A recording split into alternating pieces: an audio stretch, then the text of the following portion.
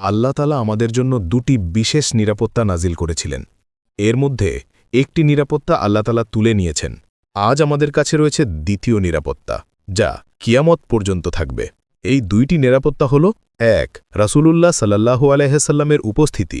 এই নিরাপত্তা ছিল ১০ম হিজরি পর্যন্ত।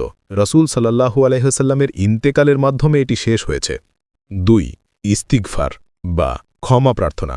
এই নিরাপত্তা কিয়ামত পর্যন্ত চলমান থাকবে।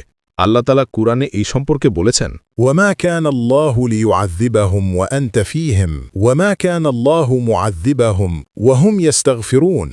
হে নবী, তুমি তাদের মধ্যে থাকা অবস্থায় তাদেরকে শাস্তি দেয়া হবে, এটা আল্লাহর অভিপ্রায় নয়।